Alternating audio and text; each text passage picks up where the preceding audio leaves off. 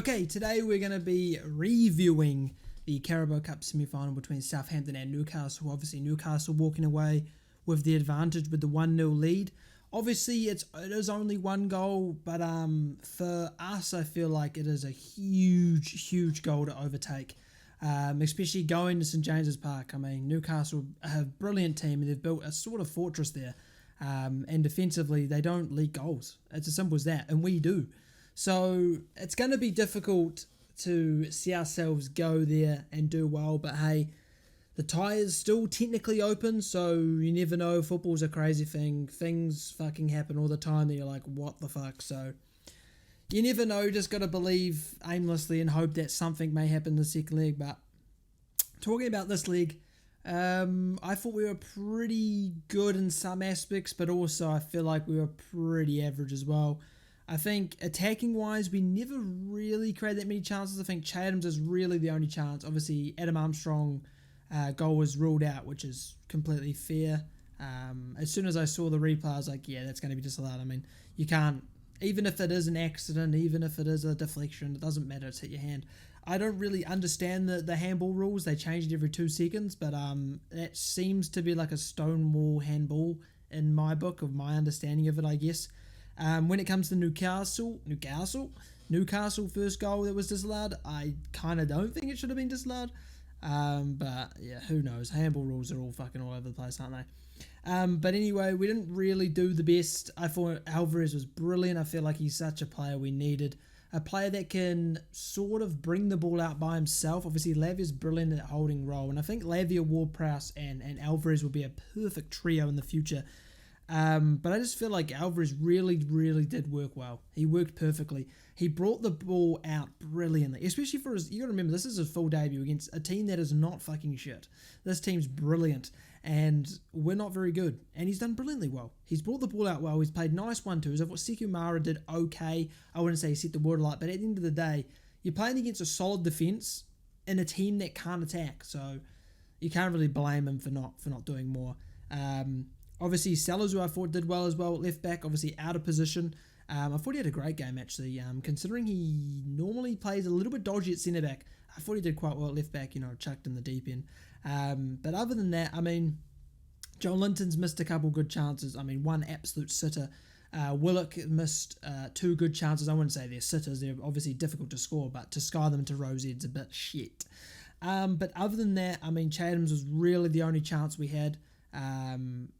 I mean, again, it's just the Chatham story of his life, isn't it? Another huge chance, pivotal moment in the game, and it's just wasted. And that's sort of the reason why, we need a striker. But, the board's like, no, let's get a centre mid, a winger. And then we'll have the whole summer as well buying a centre back, a fucking centre mid, blah, blah, blah, blah. And just casually miss the most important role. A striker. A good striker. Amara is a player for the future. I think he'll do great. His technical abilities there. His goal-scoring ability, I think, is there, but he just doesn't get the opportunities, really. If you look at it, I mean, look at the chances we created.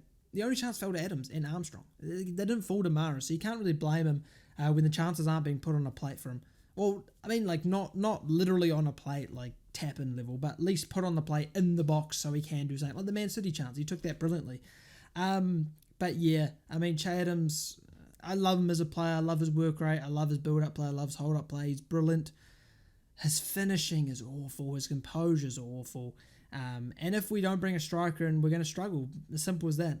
Adams, he may score 5-6 goals in the future of the rest of the season, but he'll miss 15. He'll miss 10, 15, easy. And obviously Adam Armstrong can't score either. The only time he can score is just handballing it. Yeah. So even though it was 1-0, obviously the game's still on. I thought Newcastle, I thought they were a bit sloppy, to be honest. Obviously, you expected us to be sloppy because we're not exactly great. But I think Newcastle were a little bit sloppy. Maybe as, the weather and whatnot. It was fucking apparently cold as shit. So maybe that was it. We'll see for the second league how they improve. No doubt Newcastle's second league, I think, are going to blow us away. I think this was the chance to sort of go, we get a win here. Then in the second league, we may be able to contain them enough to win. But I'm thinking now they're taking a win back there. I think we're going to have a rough time there. But other than that, I mean, We didn't really expect to win a cup, did we? We didn't even expect to be in the semi-finals, so you can't really get mad that, fucking shit, we should have done this, that. I mean, no one expects us to beat City, and I guess at the end of the day, no one expects us to beat Newcastle. I mean, I certainly don't.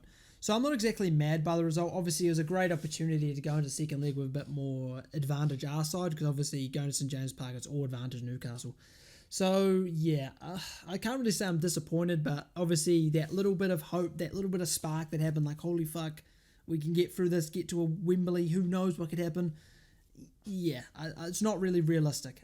Newcastle, at the end of the day, probably should have won 3-1, maybe 3-0, if Adams could shoot. Yeah. But anyway, moving on, we're talking about the Blackpool game now. Obviously, there's not much to talk about. It's Blackpool, FA Cup. I don't really give a shit about the FA Cup. I think it's a great chance to see some of the youngsters get some game time, because obviously, at the end of the day, right, you're playing Newcastle in the Cup semi-final. We played a decently strong team. Game against Blackpool, I mean, who gives a shit? We're not going to be in the Prem at this rate. And then the second leg is huge, right? The second leg, we can maybe be able to turn it around. I reckon full rotation against Blackpool. We win or lose, who gives a fuck? Newcastle go hard at them and attempt to somehow pull out a result out of our ass. And then obviously on the weekend, we're back to Prem. And then it's sort of stabled a bit, especially if we get out of the Cup. It'll be a bit more stable with our fixtures, so we can play the best team every week, no rotation, which may benefit us, but to be fair, our starting level is not the greatest, is it? But yeah, as I said, I do like to see maybe some youngsters, maybe some star youngsters from our academy at least start. Maybe one or two start, a couple more on the bench, get some minutes in. Because otherwise, it just, like, these are the sort of games you play the youth, you know. You can't play the youth currently in the Prem. We're desperate for points. We're desperate for performances. You can't just chuck a 16-year-old striker up front and expect him to do something with the pressure that's built on him and the expectation. I mean, that would absolutely kill him. But these cup games have no matter, really. If we win, cool. If we lose, cool. It doesn't really matter. We've got bigger issues, aka the Prem. So these are the sort of games I'd hope to see that some of the youth come through. I know Jimmy J. Morgan, or I think that's his name, one of the star players in the academy, is rumoured to want to leave because he's not playing. I mean, it's a little bit of an unrealistic expectation when the club's in absolute turmoil. We're dead bottom.